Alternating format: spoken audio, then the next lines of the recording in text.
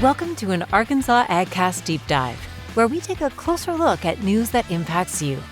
The Arkansas AgCast is brought to you by the Arkansas Farm Bureau Federation. Welcome to the latest episode of the AgCast Deep Dive series. We developed the series as a way to break away from the ag news headlines and take a closer look at a topic that matters to our members. I'm the host of today's episode, John McMinn. I'm glad to welcome Congressman Rick Crawford to the Arkansas AgCast. Congressman, welcome. Good to be here. Thanks for coming. We really appreciate you saving the time for us. Absolutely. Well, Congressman, last summer you were appointed as co-chairman alongside Congressman Don Davis of North Carolina to the U.S. House Committee on Agricultural Labor Working Group. Mm-hmm. Can you tell us a little about the working group, the recommendations from your final report, and how those recommendations align with the needs of farmers in your district?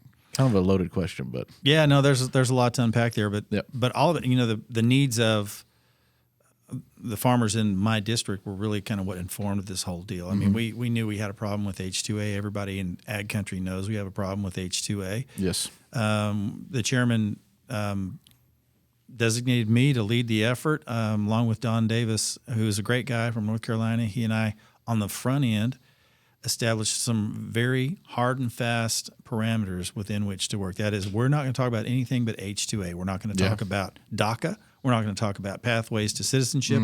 We're not going to talk about immigration in the broader sense. None of those things. We're going to focus exclusively on H2A. And I think that's why we turned out a good product. Yeah. We had those boundaries established on the front end. Everybody on the committee knew it. There were 8 Republicans, 8 Democrats. And we got to work, and we started bringing in stakeholders from a geographic perspective, as well as the employers, farmers, HR companies that manage H2A workforce, things of this nature, and attorneys, you name it. And so this was a 9-month process. We had an interim report that came out that basically highlighted the information that we had gathered. And then we had a period during which we allowed members that were not on the working group or that were not on the ag committee to come in and make their case. And then the final report basically was a list of recommendations that we are going to send out to the committees of jurisdiction. Now, what most people don't realize is that the ag committee has no jurisdictional authority on H2A. Yes. What we did have was subject matter expertise. We had relationships with stakeholders. We had the ability to convene meetings and so on so that we could inform this process. And so what we did was we made recommendations to the committees of authority. The 5 committees of authority are Homeland Security, Foreign Affairs, Education and Workforce, Judiciary, and Ways and Means. Yeah. We're not in that. So all we can do is hope that our recommendations are accepted and they turn into legislative solutions to these problems. We considered 25 recommendations. Of the 25, 21 were adopted. Keep in mind, this is a bipartisan group. Yeah. 21 of those were adopted. Of those 21 that were adopted, 13 were adopted unanimously. That's great. So this was probably one of the most consequential things to come out of the Ag Committee in this Congress. Yeah. That's the good news. The bad news is we can't make these committees mark up these legislative recommendations. Yeah. We can hope, and I do think that the chairman and ranking member of the Ag Committee are going to lean in on this real heavy, and I think the response and the reception from the chairs of the committees of authority has been good. Okay. Well, I would just like to say, I'm sure, just like the rest of the farmers in the state, our members are very proud to have you on that. I appreciate sitting in that seat, and also your office, Ms. Sherry, has been a great help. We have our own. Yeah, she's spectacular on it. So if you've got an issue with H2A, Sherry Mitchell is the one to call. Yeah, she sent me an email the other day, actually. So yeah, good deal. We had our own little committee here for labor when we found out that you were going to be on the committee there. And got together and kind of put in some formal points, and she gladly took them and shot them up the ladder, and then she's kept us informed the whole time. Yeah, so, good. And you brought up the recommendations, right? And those are only recommendations. How do you see that some of those recommendations one day becoming policy? And are there any bills out there floating around that may address some of that? Well, some of them. Okay, here's an interesting dynamic that took place. There were a lot of members that were not on the Ag Labor Working Group. We had a bunch of members that came in and basically gave testimony to the working group. one of the things that they said was you really need to adopt the Farm Labor Modernization Act, or I forget what it was. It was the actual name of the bill, but it was one that they tried to pass it in the previous Congress, couldn't pass it. They had some really good pieces in there. The reason it didn't pass is because it had a bunch of extraneous considerations that were related to things we talked about we weren't going to talk about, and that is DACA and pathways to citizenship and things like that were extraneous, where you're trying to leverage outcomes, and we weren't going to do that. So what we did was we took the good things out of there, and those things were considered. And I think people recognized why we did it, because when you try to leverage one against the other, you don't get either one in many cases, and that was the case here. So we stayed away from that. Even though they had legislative text, we took the good recommendations and considered those that were strictly confined to H-2A reform, and that's what we focused on. And I think we turned out a great product. Good.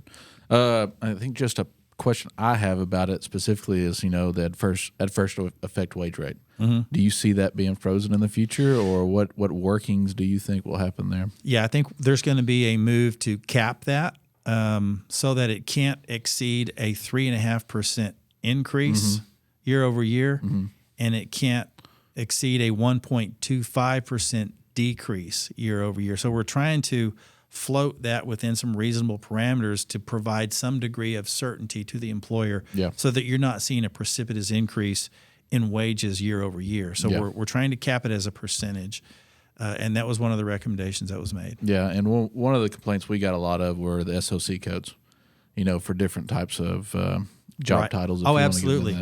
Well, what we did in that case was implemented a de minimis exemption for example, a truck driver. That's what really jacks your wage rate up. So if you had to drive a truck for 15 minutes today, we're not going to pay you a truck driver's wage. So we adopted that de minimis percentage, and I think that's reasonable. I think, as I said, we had 8 Democrats, 8 Republicans. You can get into some pretty serious, disagreement when it comes to labor, and particularly as it applies to this adverse effect wage rate. But I think because we did so much background on this with the stakeholder groups, I think they understood that this was probably the most recurring complaint throughout the entire process. Now, we had, I think, a reporter had come to us asking us our opinion on a few things about it. And it was right when y'all sent out your final report. And they asked us, well, what do you see differently from, say, Jonesboro or Stuttgart compared to North Carolina or Washington or California? And for me personally, and everything I've read or been a part of, it's the same across the board. All the issues are the same. There's no maybe some regional differences, but very little. The only difference I see is that in our neck of the woods, we're seeing more South African labor as opposed to Mexican or Guatemalan or Honduran or whatever.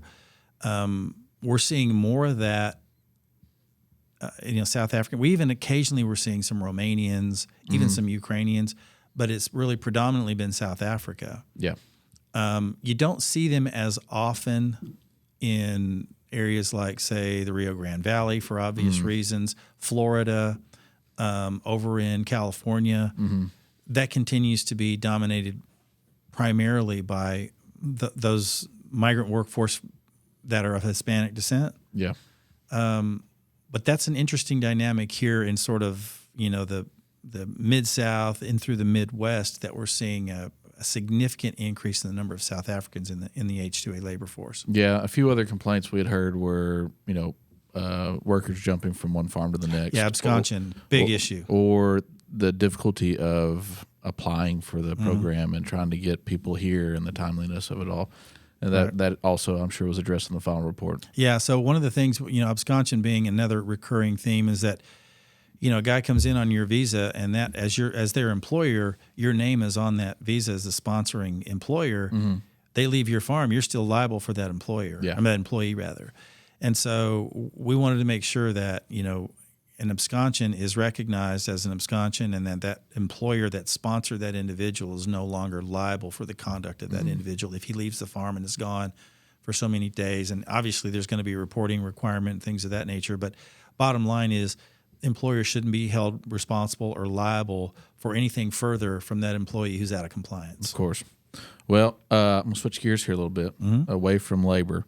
I understand you've decided to run for chairman of the House Transportation Infrastructure Committee. Mm-hmm, that's right. Can you elaborate on that and how important that would be for citizens of the state here? Well, it's interesting dynamic that our delegation has, that we have a sort of a cross section of committee assignments, and that's by design. This has all been sort of coordinated by our delegation to do the most and the best for our state. And so we work together as a small delegation to do the best we can for the entire state. So even though, I handle the ag portfolio in our delegation, I don't just address the 1st District of Arkansas. Yeah. I'm addressing, the entirety of our ag production in the state of Arkansas, and then working in concert with our members of the delegation. Same way French does on financial services, or that Womack does on appropriations, and Bruce does on resources and things of this nature. We do all of that. We work together. Yeah. Transportation is no different. So we're taking that into consideration about what this means for the state of Arkansas. And Arkansas is a huge logistics hub. Very trucking heavy, but we have every mode in abundance here.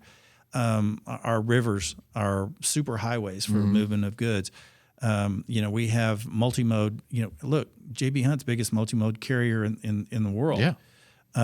We have all these transportation resources that are important to the state, and so this really kind of positions Arkansas very favorably to be able to drive the kind of policy that we think is good for the supply chain, and that really helps move our economy. Yeah, a lot of our farmers were kind of hindered or obstructed by the low water levels of the Mississippi last year. Is this something that would be addressed in that committee? 100%, because inland waterways are critical to the movement of agricultural commodities, and not just the output, but also the input, things like our fertilizer and stuff like that sometimes gets log jammed, if you will, for lack of a better term, in our ports down in New Orleans, for example. When we look, the just-in-time supply chain is a beautiful thing when it works right. Yeah. When there's glitches, it can create major problems, and we've seen that happen from time to time, where we have some problems in transportation coming upstream, in addition to having those problems at harvest when we have low water, and it's difficult for us to move our commodities downstream. So, inland waterways are an important part of that multimode picture. Well, I've got one last tough question for you, and then we'll go into a fun question. You probably get this a lot, but, it's that time of year, that time in the cycle. What do you think about the Farm Bill? Do you think we get one this year? It's going to be tough, and I don't want to give an over-under on it, but, we're running up against time, and the time is really not our friend. We're under an extension. Extension expires on September 30th. I wish we had pushed that out to the end of the calendar year instead of the fiscal year for a couple of reasons. One is that on September 30th, we still have farmers in the field. That's true. And number two, on September 30th, we're 6 weeks away from a presidential election. That's also true. If I'm being quite candid, I don't want our presidential candidates talking about farm policy. Yeah. It's convoluted and difficult enough to understand without these two individuals weighing in on a very sensitive subject, and I'm afraid that it's going to become campaign fodder for presidential candidates, and I don't want to see that happen. Yeah. But there's a possibility that it might. Yeah. Well, just to wrap up here, we every interview we do here on the podcast, we have a fun question, like I said earlier. And I've heard one way or another that you've been involved in rodeos. Oh, yeah. Yeah. So can you give us a little bit about what you've done with the rodeo, and what was your event? You participated, right? Yeah. I was a saddle bronc rider, and if I'd have been any good as a saddle bronc rider, I probably wouldn't have been in Congress, number one. But what it did was it opened up a lot of doors for me. I got hurt bad enough that I had to quit, and I started announcing rodeos. Okay. And so I kind of started using my communications experience to open other doors, and it really kind of allowed me to grow the farm network that I started. And I really got to attribute there was a lot of bad things that happened in rodeo in terms of I've broken a lot of bones. But I don't doubt it. In the long term, I learned a lot from it, promoting and producing those events and learning how to interact with people. And it allowed me to pursue, AgWatch Network, which we did and ran for several years. And it was a very successful network right up to the point that I got into Congress. And so it was an important, chapter in my life. Yeah. But like I said, I can't brag that I was a great bronc rider. I feel like I was a pretty good rodeo announcer. It opened a lot of doors. The bad news, another thing, is my son's now rodeoing. Oh. But he's way bigger than me, so he's steer wrestling instead of bronc riding. What do they call that? Bulldogging? Bulldogging. Yeah. I had the great opportunity to go to the Houston Rodeo a few weeks ago, about a month ago. Mm-hmm. That was the first rodeo I've ever been to. And, oh man! And you talk about the announcers. I was blown away. Yeah. So. But, we're running out of time here. I just wanted to thank you again, Congressman, for coming and taking the time to speak to us today. And if you ever want to come back, feel free. We'll be happy to Glad be to do here. it. And thanks again. You bet. That wraps up the special edition of the Arkansas AgCast. Thank you for taking the time to listen to this deep dive episode. We'll continue bringing on guests to take a closer look at topics important to our members.